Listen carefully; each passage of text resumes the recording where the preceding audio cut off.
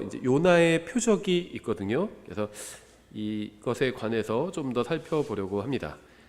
마태복음 12장 40절 이렇게 되어 있습니다. 요나가 밤낮으로 사흘 동안 고래 뱃속에 있었던 것 같이 사람의 아들도 밤낮으로 사흘 동안 땅의 심장부에 있으리라, 이렇게 말씀하고 있습니다. 그런데 이 말씀은요, 좀 설명이 좀 많이 필요한 그런 말씀인데요, 저희가 이것과 관련한 좀 이야기들을 이번 시간에 해보도록 하겠습니다. 잠깐 기도하겠습니다. 하나님 아버지, 주님께서 주신 말씀으로 인해 감사드립니다. 저희가 이 말씀을 바르게 이해하고 또 바르게 적용해서 주님께서 기뻐하시는 그런 삶을 살 수 있도록 도와주시기 원합니다. 예수님의 이름으로 기도드렸습니다. 아멘. 요나가 밤낮으로 사흘 동안 고래 뱃속에 있었는데요, 이건 이제 요나의 육체에 관해서 하시는 말씀입니다.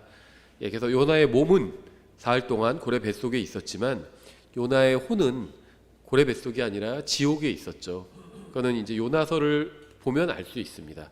요나가 자기가 산들의 밑에서 주님께 부르짖었다, 이런 표현들이 나와요. 그래서 우리가 뒤에서도 보겠지만 성경에 의하면 지옥은 이 지구 내부에 있습니다, 성경에 의하면. 그런데 이제 나중에 계시록에서 보면 지옥조차도 던져지는 곳이 불호수잖아요. 그러니까 우리는 지구, 그 다음에 호수, 그러니까 지구가 더 크고 호수는 좀 더 지구보단 작잖아요. 지구 안에 있는 호수는, 이렇게 생각하는 경향이 있는데 그렇지는 않고요. 이 불호수는 지구 내부에 있지 않은 것 같아요. 이거는 이제 지구 밖에 있고 지구보다도 훨씬 더 큰 아주 그러한 영원한 형벌의 장소로 보입니다. 그래서 지구 내부에 있는 이 지옥조차도 나중에는 계시록에 보면 불호수에 던져지게 됩니다. 그래서 요나는 사흘 밤낮으로 지옥에 있었습니다. 그래서 지옥에서 요나의 혼이 지옥에서 부르짖었던 거죠. 지옥에서 돌아온 유일한 사람이 요나밖에 없어요, 성경에 의하면. 물론 요나가 지옥에서 고통을 받았는지 그거는 모릅니다. 지옥은 일반적으로 형벌의 장소고 고통을 당하게 되는데, 이제 요나가 지옥에 갔었고요, 예수님께서 또 지옥에 가셨었죠. 근데 예수님께서 지옥에서 고통당하지 않으신 건 분명해요. 그런데 요나도 그랬는지 그거는 몰라요. 근데 고통당하지 않은 것으로 보이는데 또 요나는 부르짖었다고 하니까 고통을 당했을 수도 있겠죠. 자세한 건 모릅니다. 그냥 성경이 거기까지만 말씀하고 있어요. 그러면 거기서 멈추면 됩니다. 성경이 멈추는 데서 같이 멈추는 게 믿음이에요. 성경이 멈춘 데서 막 자기 혼자 더 상상의 나래를 펴는 것은요, 그거는 소설입니다. 그래서 많은 계시록 주석서들이 대부분 소설책이 돼버렸어요. 성경에서 말씀하지 않는 것들을 막 더한 것들이 많거든요. 그래서 저희는 성경에서 말씀하시는 데까지만 살펴보도록 하겠습니다. 요나는 예수님의 모형이었습니다. 요나가 죽었다가 사흘 만에 부활한 것처럼 예수님도 사흘 만에 부활을 하셨죠. 성경이 말씀하시는 하늘은요, 이 세 개로 이루어져 있어요. 첫째 하늘, 둘째 하늘, 셋째 하늘. 몰몬교는 9째 하늘도 있다, 이렇게 주장하는데요, 그건 자기들 생각이고요. 성경에는 없습니다, 그런 게. 그래서 더 있을 수도 있지 않냐, 그러면 그럴 수도 있어요. 그런데 성경에서 셋째 하늘까지만 얘기하고 있고, 또 사도 바울이 셋째 하늘에서 낙원을 봤다고 했거든요. 그러면은 셋째 하늘보다 더 있을 수도 있지만 더 있어봐야 큰 의미는 없죠. 셋째 하늘에 낙원이 있어요. 그럼 지금 신약 시대엔 구원받고 죽은 사람이 다 셋째 하늘에 가 있는 겁니다.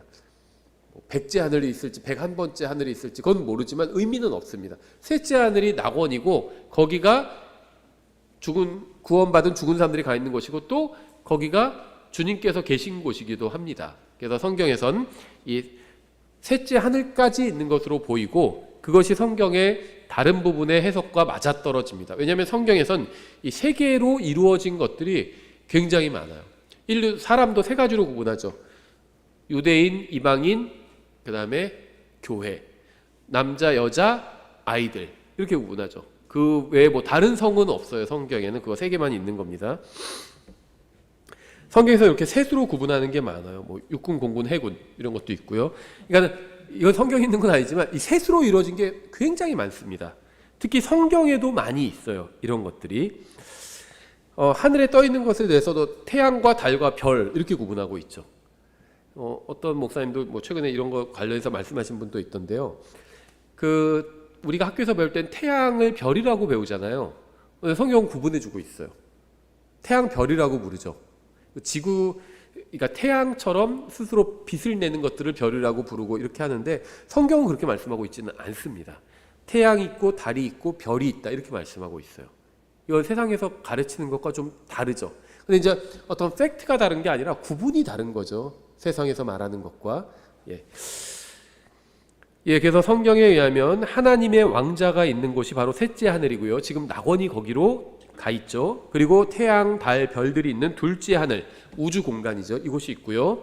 그리고 이제 새들이 날아다니는 첫째 하늘이 있습니다. 근데 이 둘째 하늘과 셋째 하늘에는 사이에 수정과 같은 유리 바다가 있다. 계시록에 이렇게 되어 있고요. 그 유리 바다 안에는 어떤 물만 있는 것이 아니라 두 가지가 있는데 물과 불이 있습니다. 그래서 홍수를 그 유리 바다에서 보내시는 경우도 있고요. 그다음에 아주 전우주적인 홍수겠죠. 그거는 또 전우주적인 불로 심판하실 때는 거기서 불을 보내실 수도 있고요. 그래서 하늘에서 물이 내려오거나 하늘에서 불이 내려오면 다 거기서 내려온 것이라고 우리가 성경을 보면 볼 수가 있죠. 그래서 아마도 나중에 그곳이 이제 불못이 될 것으로 보입니다. 지금은 불못은 없어요. 그러니까 활성화되지 않은 겁니다. 지금 불못은. 지금은 지옥이 형벌의 장소죠. 나중에는 지옥조차도 던져줘야 될 곳이니까 아마도 셋째 하늘과 둘째 하늘을 막고 있는, 물리적으로 막고 있는 그 유리 바다가 그 안에 유황불이 있기 때문에 거기가 불못이 될 것으로 보입니다. 그렇게 확정적으로 가르치는 것은 아닌데요. 가장 가능성이 높아 보여요. 그리고 첫째 하늘 아래에는 지구가 있죠. 땅 아래는 지옥이 있습니다. 지옥의 중심에는 낙원이 있습니다. 이것이 하나님께서 창조하신 우주를 아주 간단하게 묘사한 거예요. 그래서 하나님께서 계신 셋째 하늘, 그 다음에 수정과 같은 유리바다, 그 다음에 둘째 하늘, 별들이 있는 둘째 하늘, 그 다음에 새들이 날아다니는 첫째 하늘 밑에는 지구가 있고요. 지구 밑에는 지옥이 있고요. 그 다음엔 그 한가운데는 낙원이 있고요. 그래서 지옥과 낙원 사이에는 큰 구렁텅이가 있어서 서로 왕래할 수가 없다. 성경은 그렇게 말씀하고 있죠. 하나님께서 사람을 자신의 형상으로 창조하셨죠. 창세기 1장 26절에 나오죠. 하나님께서 이르시되 우리가 우리의 형상으로 우리의 모양에 따라 사람을 만들고 그들이 바다의 물고기와 공중의 날짐승과 가축과 온 땅과 땅에서 기는 모든 기는 것을 지배하게 하자 하시고, 이처럼 하나님께서 자신의 형상으로 사람을 창조하시되 하나님의 형상으로 그를 창조하시고 그들을 남성과 여성으로 창조하시니라. 더 이상은 없습니다. 남자나 여자죠. 뭐 다른 성이 또 있다 막 이렇게 주장하기도 하지만요. 올림픽은 남자 여자로 나눠서 하잖아요. 다른 성이 있으면은 그거라면 좀 기분 나쁘겠지만 그것끼리 모아서 하면 되죠. 남자가 여자로 바꿨다고 해서 여자부에 출전해서 막 싹쓸이를 하죠, 메달을. 그러면 안 되죠. 여기서 말하는 하나님의 형상이라는 것은요, 키나 몸무게나 머리색이나 피부색과는 관련이 없는 것들입니다. 성경은 그러니까 뭐 백인은 하나님의 형상이고 흑인은 아니고 그런 건 아니잖아요. 이 외형의 어떤 피부색이나 생김새와는 관련이 없어요. 하나님의 형상이라는 것은. 하나님께서 우리의 형상으로 우리의 모양에 따라 사람을 만들자 이렇게 말씀하셨는데요. 한 분이신 하나님께서 자신을 복수로 표현하고 있죠. 우리라고. 그래서 성경은 요한일서 5장에서 이것에 대해서 명백하게 말씀하고 있죠. 5장 7절 하늘에 증언하는 세 분이 계시니 곧 아버지와 말씀과 성령님이시라. 또 이 세 분은 하나이시니라. 하나님은 한 분입니다. 근데 한 하나님 안에 세 분이 있는 겁니다. 이 세 분이 하나라고 말씀하고 있죠. 하나님은 한 분이에요. 한 하나님 안에 세 분이 계신 겁니다. 하나님은 세 부분으로 이루어진 거라고 얘기할 수도 있겠죠. 이것도 물론 완벽한 표현은 아니에요. 세 분, 즉 아버지와 말씀과 성령이께서 한 하나님을 이루고 계시죠. 데살로니가전서 5장에 의하면 하나님께서 자신의 형상에 따라 인간을 만드셨을 때 영과 혼과 몸으로 만드신 겁니다. 데살로니가전서 5장 23절 평강에 바로 그 하나님께서 너희를 온전하게 거룩히 구분하시기를 원하노라. 내가 하나님께 기도하여 너희의 온 영과 혼과 몸을 우리 주 예수 그리스도께서 오실 때까지 흠없이 보존해 주시기를 구하노라. 예수님께서 인간으로 오셨을 때 예수님은 영과 혼과 몸을 가진 인간으로 오셨습니다. 또 하나님의 형상대로 창조된 인간도 바로 영과 혼과 몸으로 이루어진 존재죠. 하지만 이제 킹제임스 성경 진영에서는요, 영이 뭐 죽었다 이런 표현도 하는데 성경에 그런 말씀은 없어요.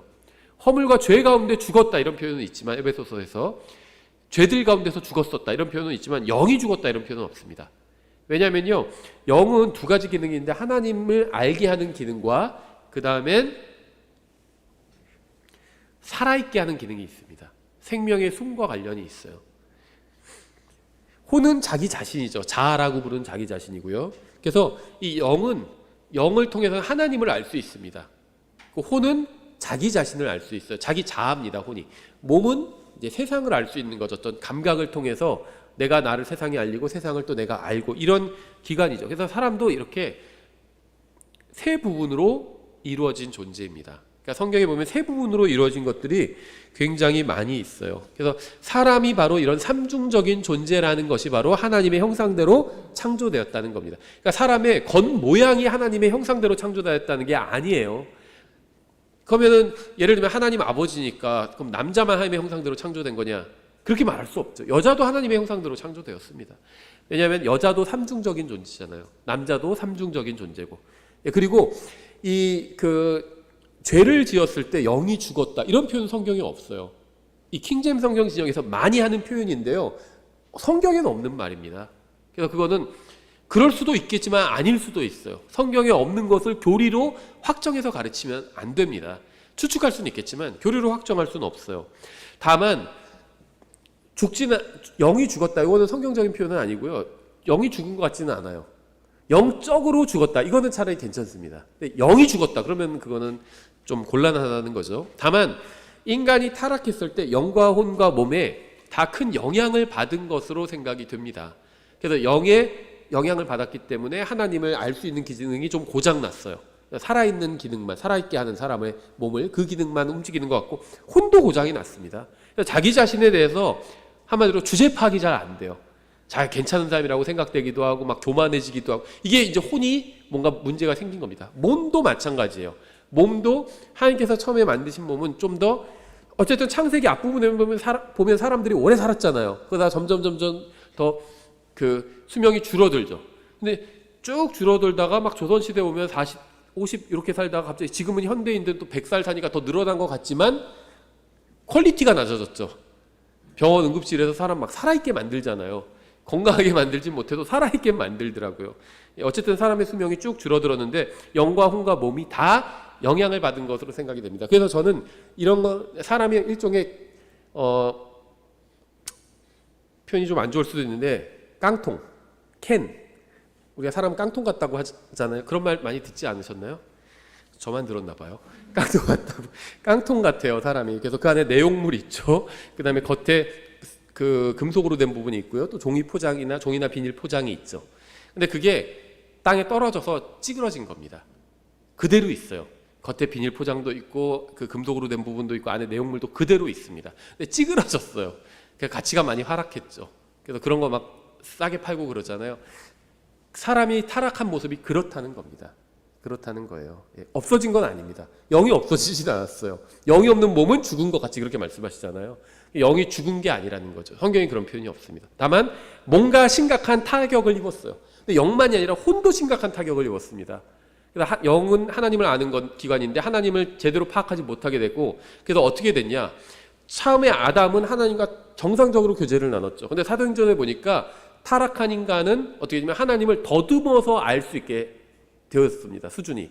더듬어서 사도행전에 나오는 표현이에요. 하나님을 더듬어서 알 수 있게 하셨다 이렇게 되어 있거든요. 예, 그리고 혼도 자기 자신에 대해서 제대로 파악을 못하게 됐고 또 몸도 세상에 대한 어떤 이 감각기관도 많이 뭔가가 기능이 떨어지게 되었다는 겁니다. 예, 어쨌든지 간에 하나님은 삼중적인 존재시고요. 그 인간도 자기의 그 구조에 따라 이게 이제 형상입니다. 자기의 구조에 따라 삼중적인 존재로 만드셨습니다.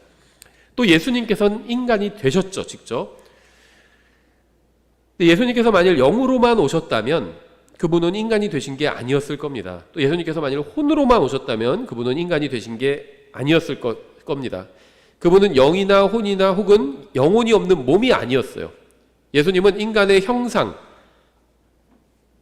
또과 모양에 따라서 오셨습니다. 예수님께서 영과 혼과 몸으로 오심으로 외적으로나 내적으로나 모두 인간이 되셔서 이 세상에 오신 겁니다. 예, 그런데 그럼 예수님의 영은 또 성령님이냐 하면 그거는 몰라요. 예수님께서 침례를 받으실 때 성령님께서 임하시잖아요. 그럼 그 전에 예수님도 인간으로 오셨으니까 영이 있었을 거 아니에요. 그럼 그거는 자세히는 알 수 없다는 겁니다. 그러니까 성경이 자세히 더 이상 말씀하지 않으면 그냥 거기서 멈추면 돼요. 억측을 할 필요는 없다는 겁니다. 이사야서 53장에서 예수님의 이제 우리의 죄값을 갚기 위한 대속에 대해서 예언하고 있는데 이렇게 되어 있어요. 참으로 그는, 예수님에 대한 표현이죠, 우리의 고통을 짊어지고 우리의 슬픔을 담당하였거늘 우리는 그가 매를 맞고 하나님께 맞아 고난을 당한다고 생각하였노라. 그러나 그는 우리의 범법들로 인해 부상을 당하고 우리의 불법들로 인해 상하였노라. 그가 징벌을 받음으로 우리가 화평을 누리고 그가 채찍에 맞음으로 우리가 고침을 받았도다. 우리는 다 양 같아서 길을 잃고 각각 자기 길로 갔거늘 주께서는 우리 모두의 불법을 그에게 담당시키셨도다. 이렇게 되어 있습니다. 여기서 그에게 담당시키셨다라고 표현할 때요, 우리의 죄가 그분에게 그분의 위에 있었다 표현해요. 그러니까 on이라고 표현하고 있습니다. Lord has laid on him 이렇게 표현하고 있습니다. 그래서 예수님께서 십자가 위에서 죽으실 때 우리의 죄가 그분 위에 놓여졌다는 겁니다. 예수님 위에 놓여진 거예요. 로마서 5장 23절 이렇게 말씀하고 있죠. 죄의 삭은 사망이나 하나님의 선물은 예수 그리스도 우리 주를 통해 얻는 영원한 생명이니라. 만약 우리의 죄가 예수님의 위에 놓여졌다면 그분은 그 죄의 삭스로 인해 죽게 된 겁니다. 자기 죄 때문은 아니죠. 남의 죄 때문에 죽게 된 건데 우리의 죄가 예수님 위에 놓여졌다는 겁니다. 그렇다면 우리의 죄가 그분 위에 놓여졌다는 말의 의미는 무엇일까요?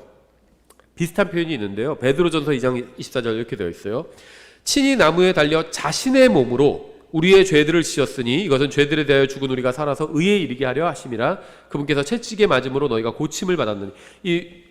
이사야서 53장과 완전히 호응하고 있죠. 근데 이것을 신약적으로 좀 더 교리적으로 정확하게 설명해 주고 있어요. 왜냐하면 이미 예수님께서 인간의 몸을 입고 이 세상에 오셨습니다. 그래서 이제 좀 더 자세히 설명하고 있는데요. 여기서 자신의 몸으로라고 그랬는데 in his own body 이렇게 말씀하고 있어요. 어떤 분은 자신의 몸 안에서 이렇게 번역돼야 되는 거 아니냐 이렇게 하시는 분도 있는데 in이요, 자신의 몸에서라고 하든 자신의 몸 안에서라고 하든 차이가 없어요. 차이가 있나요? 차이가 없습니다. 자신의 몸으로 했다는 거예요. 몸으로. 그러니까 이 전치사가 우리나라 말로 옮기기가 참 쉽지는 않은데요. 이 in을 안으로라고 번역해야 된다 이렇게 주장하시는 분도요, 일괄적으로 다 in을 안으로라고 번역하지는 않았습니다. 대표적인 게 뭐죠? 창세기 1장 1절이잖아요. In the beginning 이렇게 시작하잖아요, 성경이. 근데 그 시작 안에서 이렇게 번역하는 성경은 없죠. 그 태초 안에서 이렇게 번역 안 하죠. 그냥 처음에, 아니면 뭐 개역 성경에서 태초에 이렇게 번역했죠. 그러니까는 in을 안으로라고 다 일률적으로 번역한 성경은 없어요. 그래서 in을 무조건 안으로라고 번역해야 된다 이렇게 주장하면 안 됩니다. 같은 말이에요. 자기 몸으로나 자기 몸 안에서나 다른가요? 내가 내 몸에서 산다, 내 몸으로 산다, 다른가요? 차이가 없습니다. 차이가. 그래서 자기 몸으로 in his own body 이렇게 되어 있어요. 우리의 죄가 예수님 위에 놓여졌다는 말씀은 그분의 영이나 혼에 대한 말씀이 아니라는 겁니다. 예수님께서는 우리의 죄를 자신의 몸으로 담당하셨어요. 그러니까 뭐냐면 이 이사야서 53장과 그 다음에 베드로전서 2장이 같은 것을 증언하고 있는데, 베드로전서 2장은 예수님의 십자가 이후에 기록되었잖아요. 그래서 이제는 좀 더 아주 디테일하게 설명해 주고 있어요. 이사야서 53장에선 우리의 죄가 예수님 위에 놓여졌다 이렇게 말씀하고 있습니다. 근데 예수님은 영과 혼과 몸을 가진 인간이 되셨잖아요. 그 예수님 위에 놓여졌는데, 근데 사실은 영과 혼과 관계가 있는 것이 아니라 예수님의 몸과 관련이 있는 것이다. 예수님의 몸이 우리의 죄값을 치르는 헌물로 드려진 것이다. 이 설명을 하고 있는 겁니다. 그래서 in his own body라고 몸으로 한정시켜주고 있는 거예요. 예수님의 몸이 십자가 위에서 죽으셨잖아요. 그렇죠? 그 얘기를 하고 있는 겁니다. 여러분과 저의 죄는 모두 예수 그리스도의 육체 안에 부어졌습니다. 우리의 죄가. 그래서 그분은 자신의 육체로 우리의 죄를 담당하신 겁니다. 예수님의 몸에 여러분과 저의 죄가 부어졌어요. 그래서 그 몸 안에 우리의 죄가 담긴 겁니다. 몸 안에 담긴 거예요. 몸에. 예수님께서 자신의 몸 안에 우리의 죄를 담고 그 결과 돌아가신 겁니다. 왜냐하면 죄의 삭스는 사망이기 때문이에요. 그래서 누구든지 죄를 가지고 있는 사람은 죽어야 하는데 예수님께서 우리의 죄를 자기의 몸으로 받으신 거죠. In his own body. 자기의 몸으로 받으신 겁니다. 마가복음 15장 42절 이렇게 되어 있어요. 그날은 예비일 곧 안식일 전날이므로 이제 저녁이 되었을 때 아리마대의 요셉이 와서 담대히 빌라도에게 들어가 예수님의 몸을 간절히 구하니라. 그는 존경받는 공의원이요 역시 하나님의 왕국을 기다리던 자더라. 성경이 정말 정확하게 표현하고 있습니다. 성경은 요셉이 빌라도에게 예수님을 구했다고 말하고 있지 않아요. 예수님의 몸을 구했다고 말하고 있습니다. 굉장히 이건 중요한데요. 44절 빌라도는 그분께서 벌써 죽으셨을까 하고 이상히 여겨 백부장을 불러 그분께서 죽은 지 오래되었느냐고 그에게 묻고 백부장에게 그것을 알아본 뒤에 몸을 요셉에게 주매 몸을 준 겁니다. 몸을 그가 고운 아마포를 사서 그분을 내려다가 아마포로 싸고 바위 속에 판 돌무덤 속에 그분을 두고 돌을 굴려 돌무덤 입구에 놓으니라. 빌라도는 요셉에게 예수님이 아닌 예수님의 몸을 주었습니다. 무덤에는 예수님의 죽은 몸이 뉘어져 있었던 겁니다. 성경이 매우 주의해서 세심하게 표현하고 있어요. 우리의 죄가 예수님에게 놓여졌습니다. 책상에 놔도 이렇게 얘기하죠. 책상 위에 놔도, 책상에 놔도 같은 말이죠. 사실은 한국말로는 온이에요. 온. 예수님께서 자신의 몸으로 우리의 죄를 담당하셨습니다. 그 결과 예수님의 몸은 죽었고 요셉은 예수님의 몸을 빌라도에게 요구해서 그 죽은 몸을 돌무덤 안에 누인 겁니다. 돌무덤 안에 놓인 것은 예수님이 아니라 예수님의 몸이었습니다. 누가복음 23장에 예수님께서 돌아가실 때가 묘사되어 있는데요. 23장 44절에 그때는 6시쯤이며 어둠이 9시까지 온 땅을 덮었더라. 또 해가 어두워지고 성전의 휘장이 한가운데가 찢어지니라. 예수님께서 큰 소리로 외치시고는 이르시되 아버지여 내 영을 아버지의 손에 맡기나이다. 이렇게 말씀하고 있어요. 근데 여기서 어떻게 되냐면 Into thy hands I command my spirit 이렇게 되어 있습니다. 하시고 이렇게 말씀하신 뒤에 숨을 거두시니라. 영은 사람을 살아있게 하는 숨과 관련이 있다고 그랬죠. 그래서 영이 없는 몸은 죽은 것 같이 그렇게 말씀하고 있는 거죠. 영을 아버지 손에 맡기시고 나서는 숨을 거두신 겁니다. 없어요. 이제 숨이. 영이 없기 때문에. 사람이 죽은 후에 영은 그것을 주신 하나님께로 돌아갑니다. 전도서에 나와 있죠. 전도서 3장 21절입니다. 위로 올라가는 사람의 영과 땅으로 내려가는 짐승의 영을 누가 알리오? 이거 누가 알아요? 아무도 모르죠. 그냥 이 말씀하니까 이거는 알아요. 사람의 영은 위로 올라가고 짐승의 영은 땅으로 내려간다. 그러면 땅으로 가서 어떻게 되었을까? 그건 몰라요. 누가 알리오 그렇게 해놨잖아요. 몰라요. 어떻게 되는지 짐승의 영은. 예수 그리스도께서는 자신의 영을 아버지의 손에 맡기셨습니다. 예수님께서는 자신의 영을 스스로 아버지 손에 맡기신 겁니다. Into thy hands I command 이렇게 얘기하고 있잖아요. 그렇죠? 예수님은 인간이셨지만 그것이 전부는 아니었습니다. 예수님은 인간이 되시기 전에 하나님이었죠. 그리고 그분은 인간의 몸으로 오셨을 때도 여전히 전능하신 하나님이었습니다. 그래서 이 일이 가능한 겁니다. 왜냐하면 자기 영을 자기가 명령할 수 있는 사람은 없어요. 내가 명령하노니 내 영아 하나님께로 돌아가라 이렇게 할 수가 없습니다. 그리고 딱 뛰어내렸는데 나뭇가지에 딱 걸려서 살아있을 수도 있어요. 그렇죠? 그러니까는 자기 영을 스스로 내버릴 수가 없다는 겁니다. 전도서 8장 8절 영을 다스리는 권능이 있어 영을 머무르게 할 사람이 없고 죽는 날에 권능을 가진 사람도 없으며 예수님 외에는 없었어요. 사람은 그렇게 못합니다. 그 전쟁에서는 면제받는 것도 없나니 사악함도 자기에게 넘겨진 자들을 건져내지 못하리로다. 저는요 내 영을 아버지 손에 맡기나이다. Into thy hands I command my spirit 이렇게 말할 수가 없습니다. 말은 할 수 있을지 몰라도 권한이 없어요. 아무 일도 일어나지 않습니다. 마치 이것과 같아요.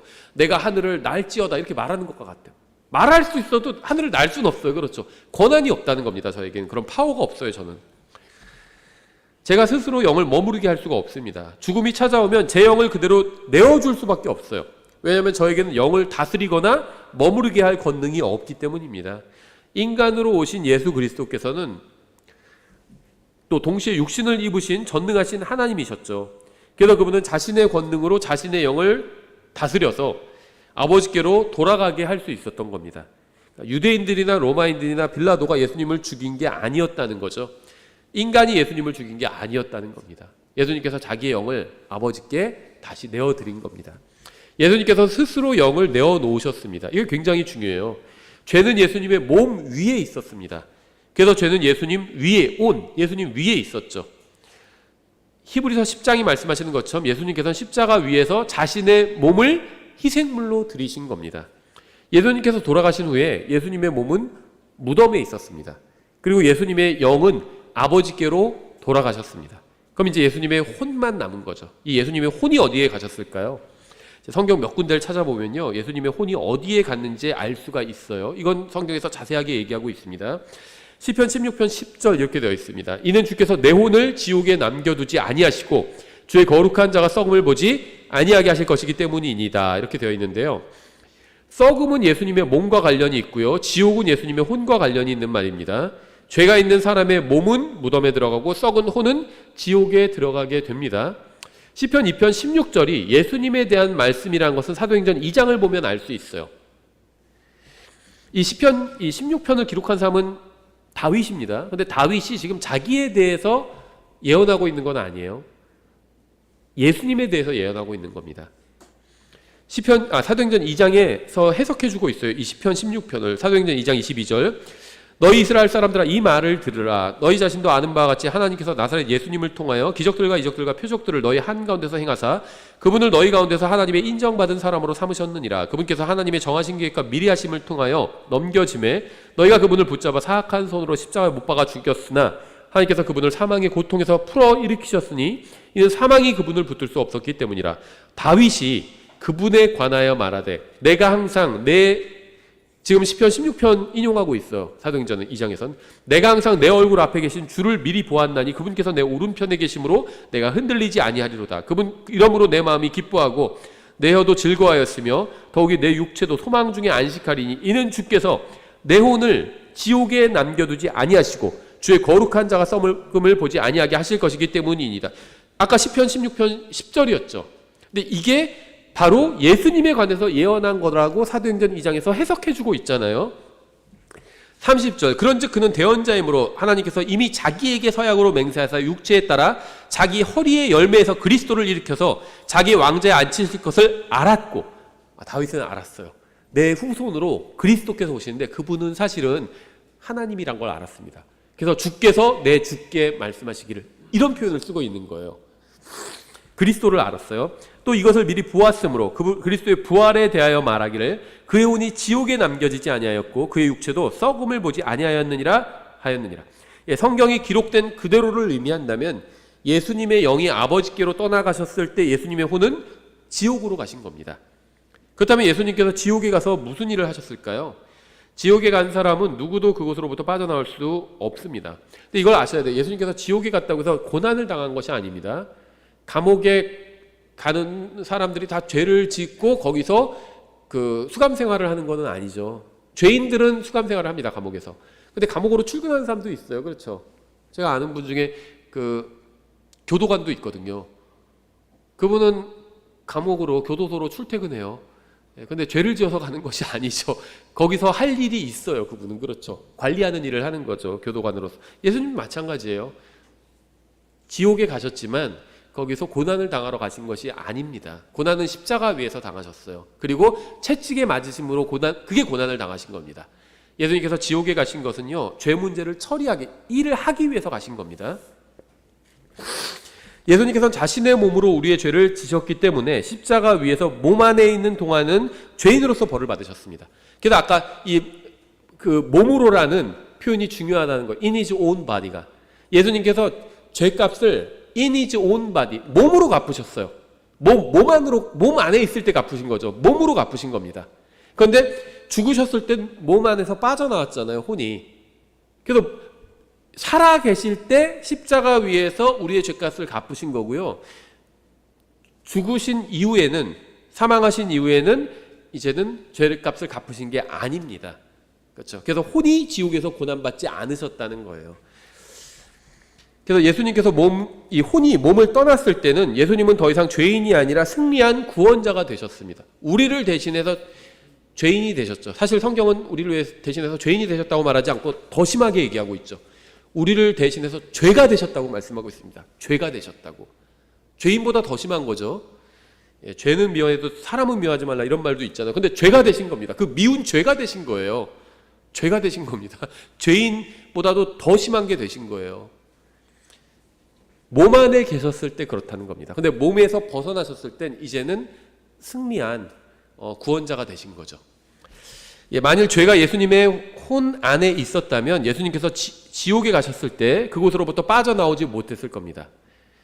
죄는 예수님의 몸 안에 있었고요. 예수님께서 십자가 위에서 죽으실 때 자신의 몸을 희생물로 하나님께 드린 것이고 자신의 피로 죄값을 씻으신 겁니다.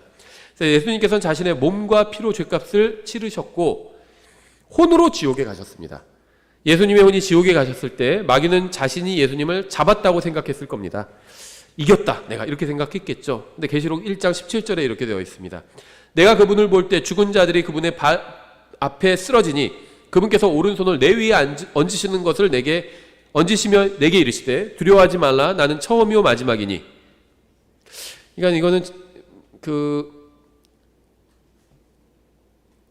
흥정역이 이제 in the beginning을 처음이라고 번역했죠. 저는 이거 아주 잘한 번역이라고 생각합니다. 개역 성경이나 한글 킹제임스 성경이나 다른 성경들 다 태초라고 번역했거든요. 그런데 이 부분은 처음이라고 번역하는 게 맞는 것 같아요. 왜냐하면은 창세기 1장 1절, 그 다음에 요한복음 1장 1절과 연결이 되죠. 그럼 처음에 하나님께서 하늘과 땅을 창조하시니라. 처음에 말씀이 계셨고 그 말씀이 하나님이셨더라.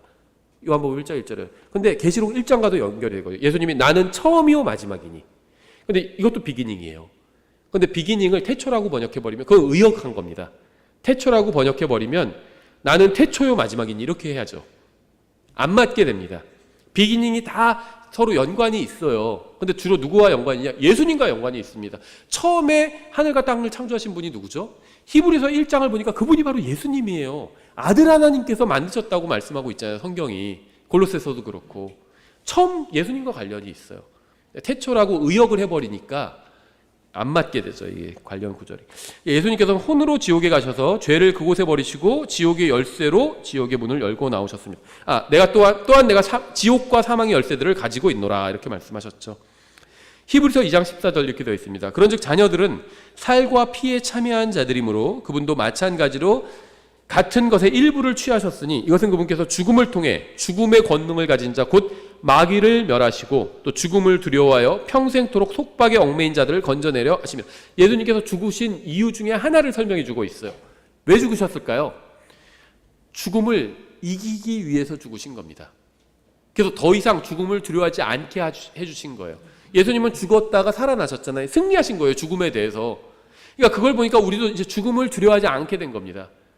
죽음 두려워하신 한 적이 있으신 적 없나요? 죽으면 어떻게 될까? 정말 다 끝나는 게 아닐까? 이런 두려움을 느껴보신 적이 없나요? 예수님이요 그걸 날려버리신 거예요. 죽어도 다시 살 수 있다는 걸 보여주신 겁니다. 근데 죽어도 모든 사람이 다 다시 살 수 있는 건 아니에요. 예수님을 믿고 예수님 안에 있는 사람만 살 수 있습니다. 그럼 예수님을 죽음으로부터 살렸던 그 파워가, 그 영이 나도 죽으면 다시 살려주시는 겁니다. 그래서 이제 우리는 죽음을 두려워할 필요가 없어요. 죽으면 어떡하지? 죽으면 끝 아닌가? 아니에요. 다시 살아나게 됩니다. 하나님과 영원히 함께 있게 됩니다. 저는 죄인이기 때문에 죽게 됩니다. 그러나 그것으로 끝나는 게 아니라 죽은 후에 지옥에 가게 됩니다. 저는 죽음의 속박에 매여 있기 때문에 결코 지옥으로 또 빠져나오지 못합니다. 그런데 누군가 저의 죄값을 치러 주었습니다. 그래서 저는 그걸 쓰면 되는 거예요. 값을 치러줬어요. 나의 통장에 입금을 해준 겁니다. 그럼 내가 쓰면 돼요. 계좌에 돈이 있다고 해서 다 내가 그 이득을 취할 수 있는 건 아니죠. 내가 음식점에 가서 밥을 먹었어요. 근데 어떻게 해야 되죠? 그럼 카드를 내서 계좌에서 돈이 빠져나가서 딱 지불이 돼야지 내가 쓰는 거잖아요. 그게 예수님을 믿는 겁니다. 그래야지 예수님께서 이뤄 놓으신 것에 이득을 내가 얻을 수 있는 거예요. 근데 그걸 거부하면은 그러면은 값을 치를 수가 없는 겁니다. 그러니까 값은 2000년 전에 치러주셨어요. 입금을 해주신 거예요. 현찰로 넣어주신 겁니다. 그럼 내가 그걸 쓰면 되는데 안 쓰는 거예요. 그러면 내가 통장에 돈이 몇 천만 원이 있고도 굶을 수 있다는 겁니다. 그걸 안 쓰면 굶을 수밖에 없잖아요. 그렇죠? 저 통장에 돈 많아요. 그러니까 밥 주세요. 그리고 자기가 쓰지는 않아. 나중에 드린다니까요. 저 통장에 돈 많다니까. 이러면 안 되잖아요. 쓰면 돼요. 돈이 있으면. 그게 믿음이라는 거죠. 예수님께서는 값을 치러주셨습니다. 그럼 우리가 그걸 믿는 순간 쓰는 거예요. 그럼 배 부르게 먹을 수 있다는 겁니다. 쓰지 않으면 먹을 수가 없는 겁니다. 그렇죠. 예, 그래서 예수님께서 그 죄값을 다 갚아주신 거죠. 예수님께서 지옥에 가서 죄를 모두 그곳에서 처리하시고 열쇠로 문을 열고 지옥에서 나오셨습니다. 어떻게 처리하셨나? 그건 잘 몰라요. 성경이 디테일하게 얘기해주고 있지 않습니다. 다만 예수님께서 take away, 세상 죄를 take away 하셨습니다. 그렇죠. 그걸 이제 뭐 지고 간다 이렇게 번역하기도 했고 제거한다 이렇게 번역하기도 했는데 사실 차이가 없죠. 가져가신 거예요. 가져가서 제거해 주신 거죠. take away 하신 겁니다. 어쨌든 거기에는 없어요. 매장에서 테이크 어웨이 해가잖아요. 그럼 매장에는 없습니다. 그러니까 갖고 와서 어떻게 했는지 몰라요. 그렇죠. 바로 먹었는지 냉장고에 넣어놨는지 그거는 모릅니다. 근데 가져간 건 사실은 그래서 매장에는 없어요. 내 죄를 테이크 어웨이 해가셨습니다. 세상에 있는 죄 테이크 어웨이 하신 거예요. 근데 그 다음에 어떻게 하셨는지 그건 자세히 몰라요. 근데 그거는 예수님께서 처리하실 겁니다. 다 알아서 처리하셨을 거예요. 걱정하지 않아도 돼요. 어쨌든 테이크 어웨이 해가신 겁니다. 지옥에서 처리하셨습니다. 그리고 열쇠로 지옥에서 열고 나오신 겁니다. 요나는 예수 그리스도의 모형이에요. 요나는 죽고 묻히고 부활했습니다. 요나의 무덤은 고래 뱃속이었죠. 고래 뱃속에 묻혔습니다. 고래 뱃속에서 뭐 모닥불 피우고 있었고 그랬던 거 아니에요. 그건 피노키오죠. 요나는 모닥불 피운 적 없습니다. 그냥 죽었어요. 거기서. 그리고 3일 만에 부활하게 되었죠. 예수님의 모형이기 때문에 하나님께서 단 한 번만 그렇게 허락해 주신 겁니다. 마태복음 16장 18절 또 내가 내게 이르노니 너는 베드로라 이 반석 위에 내가 내 교회를 세우리니 지옥의 문들이 그것을 이기지 못하리라. 지옥에는 문이 있어요. 요나서 2장 2절 이르되 내가 내 고난으로 인하여 주께 부르짖었더니 그분께서 내 말을 들으셨고 내가 지옥의 뱃속에서 부르짖었더니 주께서 내 목소리를 들으셨나이다. 요나의 몸은 고래의 뱃속에 있었고 혼은 지옥의 뱃속에 있었던 겁니다. 지옥도 배가 있나? 몰라요. 있다고 그러니까 있겠죠. 지옥의 뱃속에서 있었던 거예요. 지옥 한가운데 있었다는 거겠죠. 요나는 고래 뱃속에서 울부짖은 게 아닙니다. 그의 몸은 고래 뱃속에 있었지만 그의 혼은 지옥에 있었습니다. 그는 자신이 어디에 있는지 정확하게 알고 있어요. 6절 내가 산들의 밑바닥까지 내려갔으며 지옥이 산 밑에 있는 겁니다. 땅이 자기 빗장들과 함께 영원히 내 곁에 있었사오니 오 주 내 하나님이여 주께서 내 생명을 썩음에서 끌어올리셨나이다. 이렇게 말씀하고 있죠. 요나는 자신이 산들의 밑바닥에 있었다고 증언합니다. 자신이 땅속에 있었다는 거죠. 그는 지옥에 있었습니다. 지옥에는 문들만 있는 것이 아니라 빗장들도 있어요. 밑바닥도 있고요. 그는 감옥에 있었던 겁니다. 감옥에 있었던 죄수였죠. 그가 감옥에 있던 감옥은요 빗장으로 잠겨 있었습니다. 예수님께서는 지옥에 가서 죄를 모두 처리하신 후에 열쇠로 문을 열고 나오신 겁니다. 예수님은 지옥에 그리 오래 계시지 않았을 겁니다. 예수님은 오후 3시경에 돌아가셨죠. 유대인들의 하루는 오후 9시에 끝이 납니다. 따라서 예수님께서 오후 3시에 돌아가셨고 오후 9시에 하루가 끝난다고 보면 예수님께서 지옥에 계신 시간은 3시간 미만이었을 겁니다. 3시에 돌아가시고 하루가 끝나기 전에 지옥에서 나오실 일이 있었거든요. 왜냐하면 그날 약속하신 게 있었죠. 누가복음 23장 39절에 나오죠.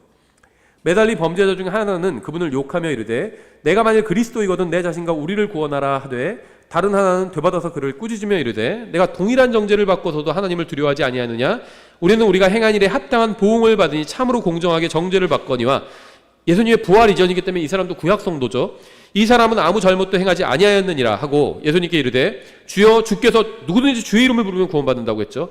주여 주께서 주의 왕국으로 들어오실 때 나를 기억하옵소서 하며 예수님께서 그에게 이르시되 진실로 내가 내게 이르노니 오늘 내가 나와 함께 낙원에 있으리라 하시니라.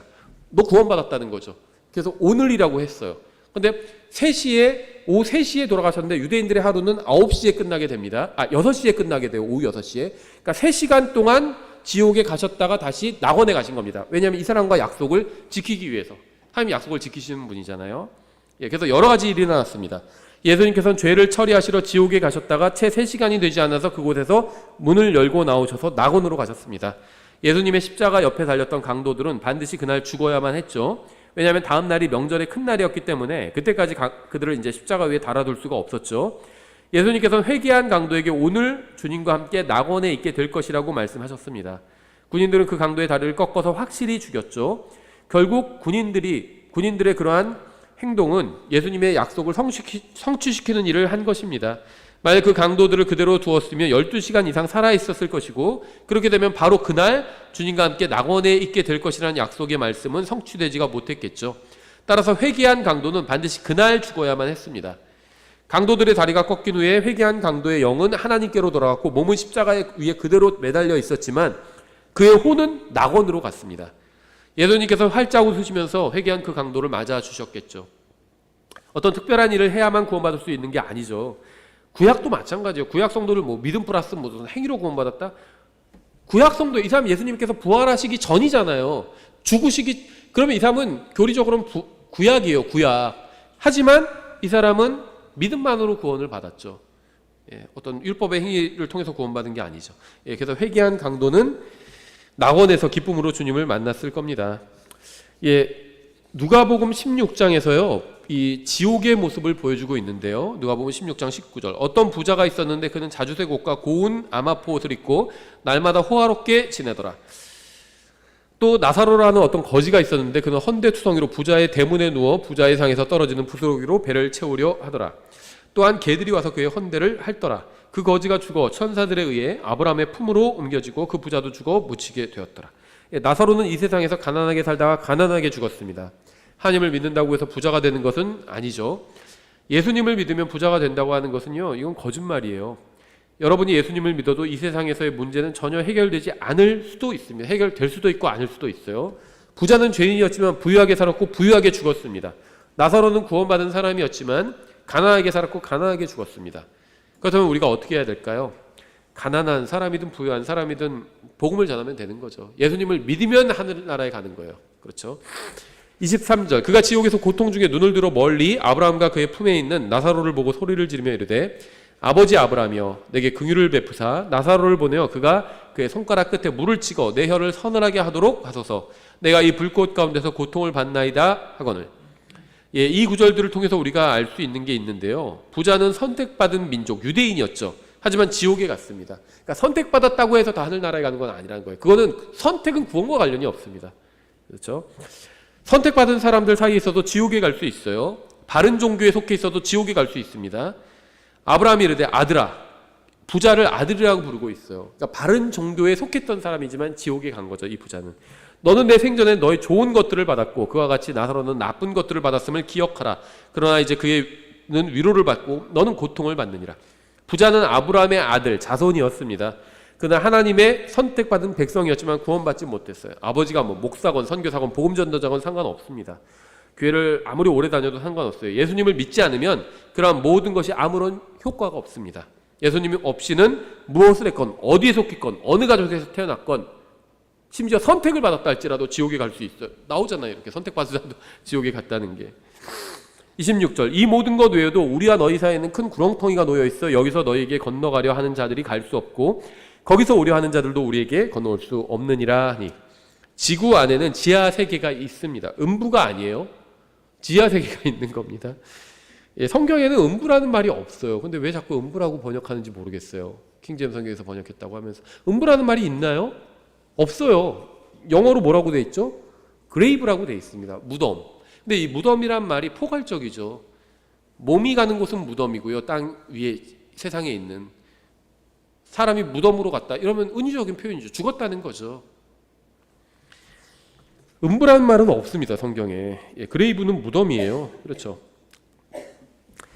지구 안에는 지하 세계가 있어요. 그 지하 세계는 큰 구렁텅이가 있습니다. 그 구렁텅이 바깥쪽으로는 불이 있는 지옥이 있고 그 안쪽에는 아름다운 낙원이 있습니다. 지옥을 지나 구렁텅이를 지나면 낙원이 있는 겁니다. 부자는 지옥에 있고 나사로는 낙원에 있습니다. 큰 구렁텅이가 그들 사이에 있기 때문에 그들은 서로에게 갈 수 없습니다.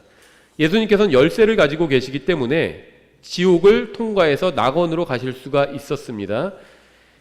그런데 문제는 지옥과 낙원 사이에 큰 구렁텅이가 있었죠. 낙원과 지옥 사이엔 큰 구렁텅이가 있어요. 사람들이 그 구렁텅이를 건너갈 수가 없습니다. 그렇죠. 그러나 예수님은 건너가실 수가 있어요. 예수님은 지옥으로 가셔서 죄를 모두 그곳에 던지시고 지옥 문을 열고 나오셔서 마치 바다 위를 걸어가시듯이 구렁텅이 위를 걸어서 낙원으로 가셨죠.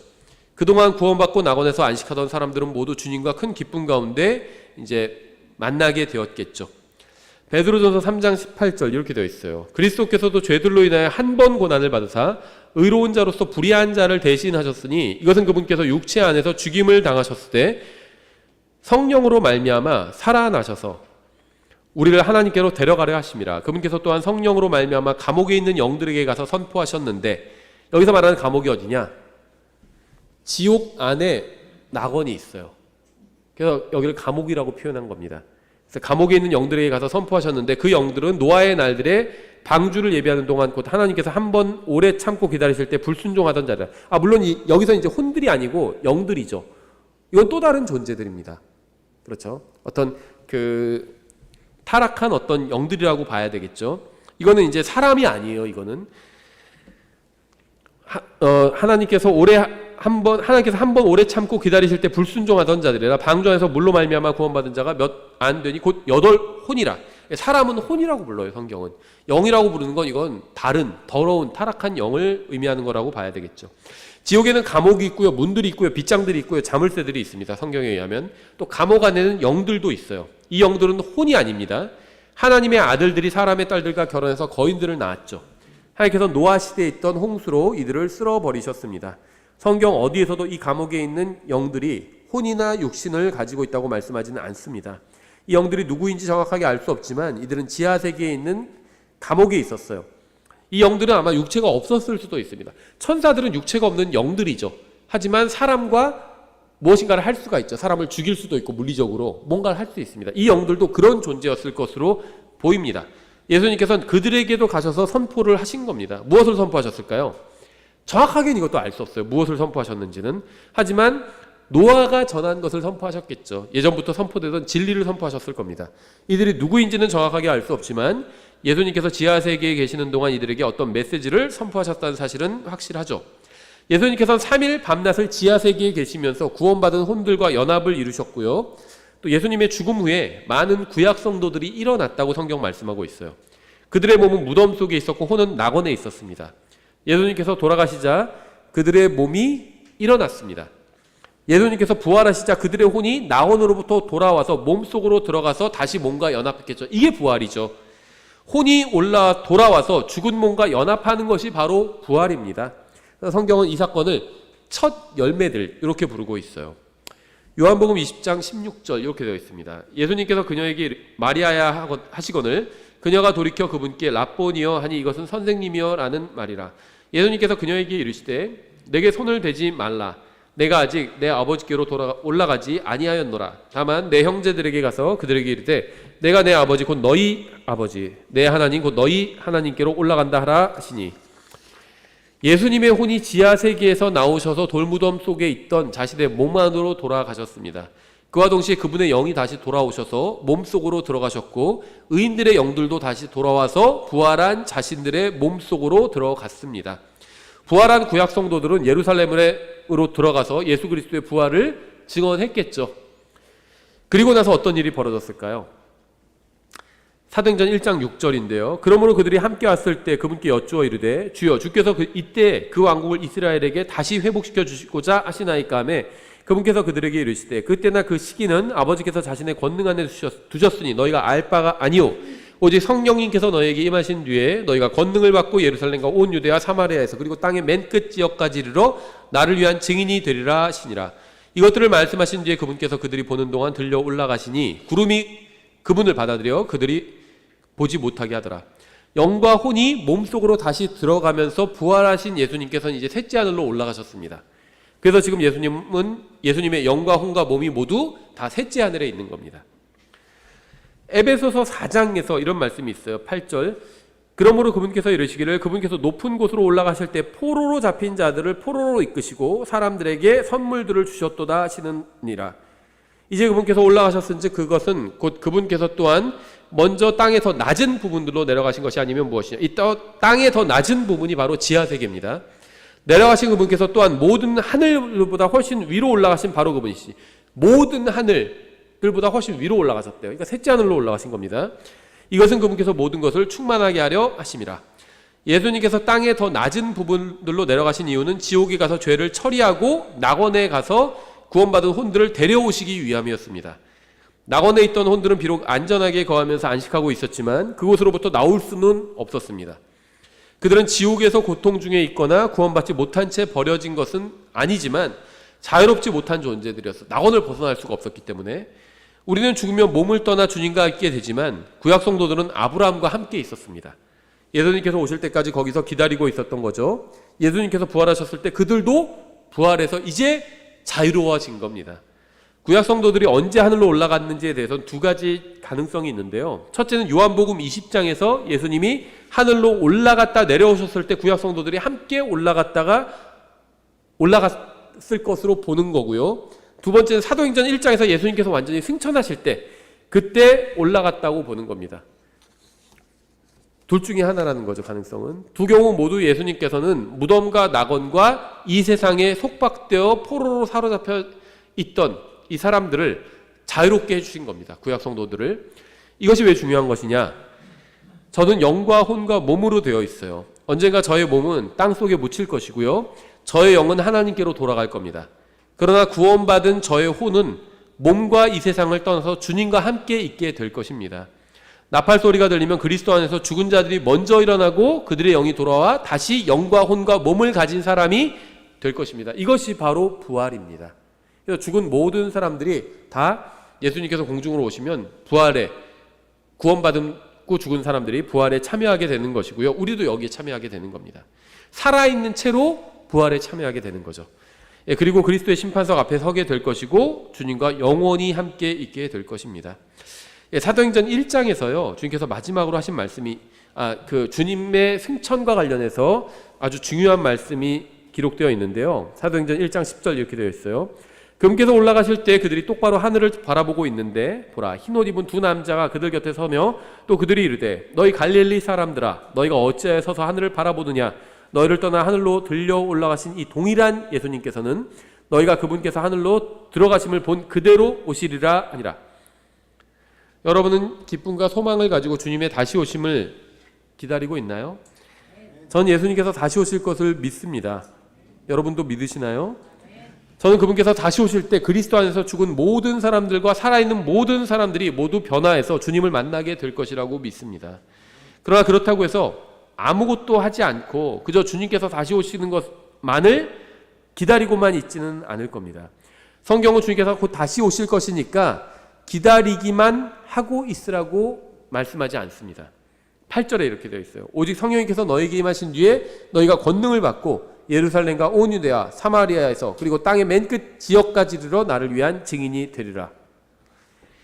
우리는 예루살렘과 유대아 사마리아와 땅의 맨 끝 지역에서 주님께서 하라고 하신 일을 해야 합니다. 이제 죄와 죽음과 마귀는 더 이상 우리를 어떻게 하지 못해요. 조그만 상처만 줄 뿐입니다. 그냥 따끔한 정도. 구원받지 않은 사람에게 있어서는 죽음이 엄청난 겁니다. 왠지 아세요?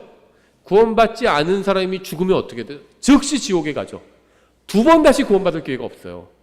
그러니까 구원받지 않은 사람에게 있어서 죽음이란 엄청난 일이 일어나게 하는 과정이죠. 근데 구원받은 사람에게 있어서는 죽음이 뭐죠? 고린도전서 15장에서 쏘는 것이라고 얘기하고 있어요. 쏘는 것. 벌이 쏘는 거 있죠. 따끔. 주사 맞을 때 따끔합니다 하고 쪽 찌르잖아요. 그거예요. 죽은 사람에. 왜냐하면 구원받은 사람은 죽고 나면 어떻게 되죠?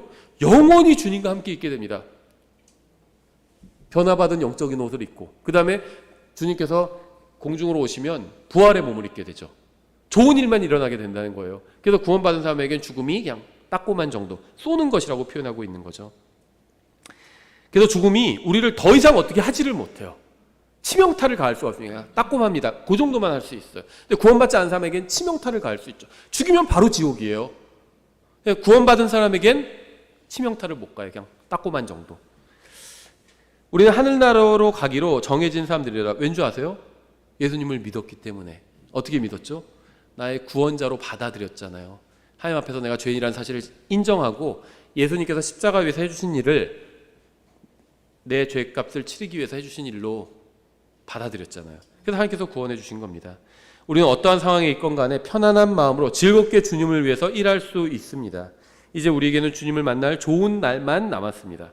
그날이 오기까지 우리가 열심히 또 기쁨 가운데 이 세상 일로 인해서 너무 염려하지 말고 주님을 섬길 수 있겠죠. 예, 여기까지 하겠습니다.